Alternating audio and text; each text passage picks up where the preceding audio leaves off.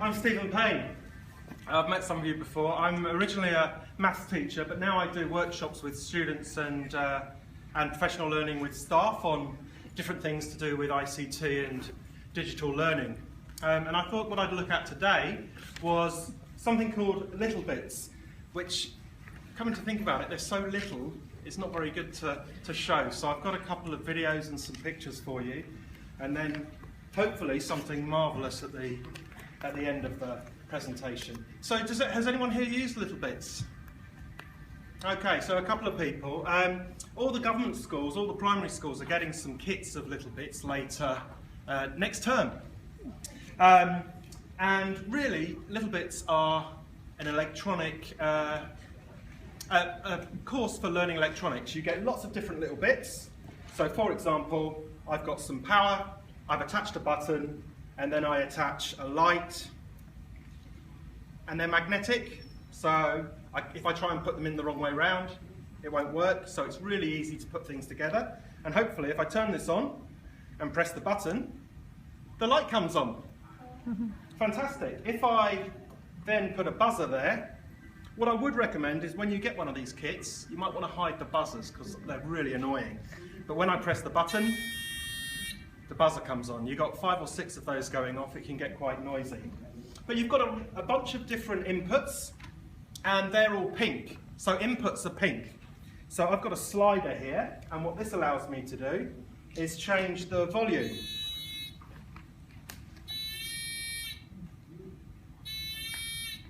And I can also put in temperature sensors, light sensors, switches, a whole range of different things. So you can buy a number of different kits. If you just search for Little Bits online, you'll see a whole range of different kits. And yeah, I think they're really simple to use for learning about electricity and how circuits and electronics work in that part of the technologies curriculum. But I'm a big fan of integrating, as much as I can, digital technologies into other subjects. So we're going to have a look at how Little Bits can be combined to bring stories to life. So how you can actually narrate your stories, bring things to life with Little Bits. So that's the plan for this session. So what is Little Bits? I'm going to show you this short video that kind of explains a whole range of the things that you can do.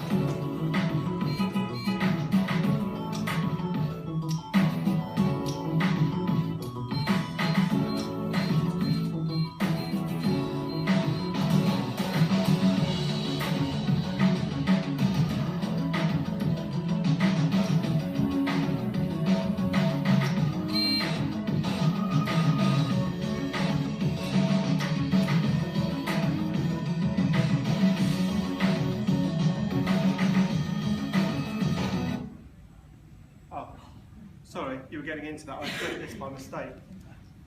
You can watch that video on YouTube. Just search for Little Bits. So those are some of the things I've done, both with students and with teachers up there, just to give you an idea. I did a workshop where I showed Little Bits to students and let them use craft materials to just have a play with them and see what they could do. And one girl decided she was going to actually just cover herself in Little Bits. So when you shook her hand, you touched a buzzer, which lit up, there's this really cool, if I go in the dark area, so that's really cool light wire. So she had that in her hair, and she had various things around her clothing.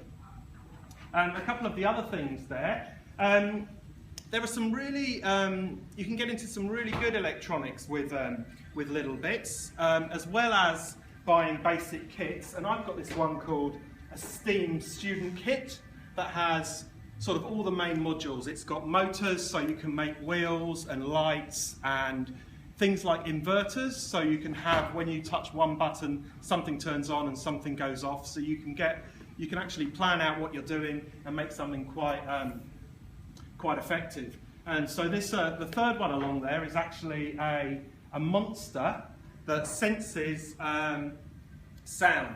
So if you go to one side of it and click, it turns its head, faces you, glows its eyes, and opens its mouth. So you can have sibling intruders is a good one that I've done before. So I've made a little bits contraption and stuck it on my door, and when someone comes near, it senses the light, turns to darkness, they move in front of the sensor, and it sets off whatever I've put into motion. The one at the bottom there is a story that we did. I did with one of my friends in Sydney, and we actually set up a story, and we used the light wire for the lightning, and we used motors to get the dolphin jumping out of the water, and that was really quite effective. And I just today, at lunchtime, I tried to come up with a really simple thing that I could do during my lunch break. So I made this, which I will show to you. So this was it. It's called the Three Wombats Gruff, purely because I didn't have any goats, but I have some wombats. So I've got a wombat, I've made a bridge, and hopefully I can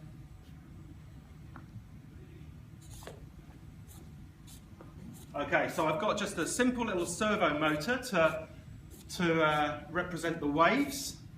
This is a bridge, and if I've done this right, we'll have to be really quiet because I've got a sound sensor. I might need to recalibrate it. So if I just move him back, and we'll be nice and quiet.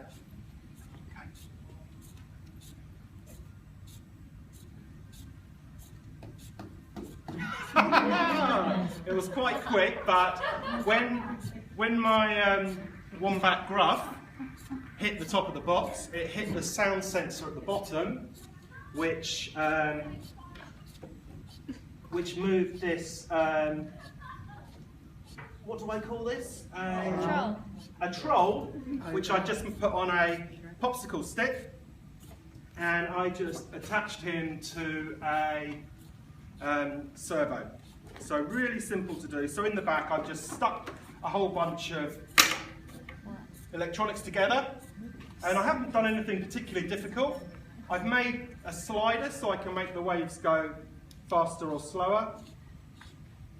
I can turn them off, and I can put the troll to make him come across. So quite a simple thing to do. Probably took me about an hour to build it all and stick the electronics on.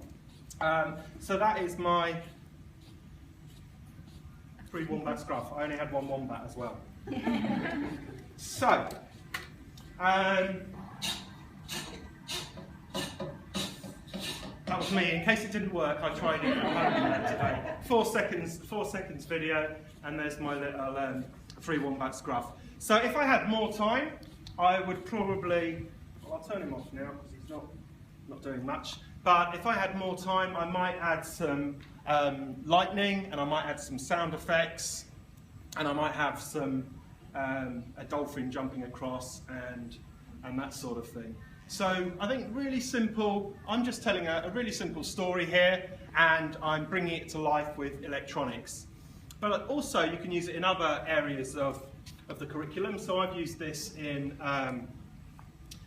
science, where we're looking at volcanoes, and you can actually set the colours on the LEDs to become different colours. So you can actually have, when you can cause an eruption, and when the sound goes off, you can have lights coming down to represent the lava flow and those sorts of things. So you can get really creative with it. I saw a good example at one school where they actually created puppets of characters in the book they were reading, and they actually incorporated the electronics to show facets of the characters.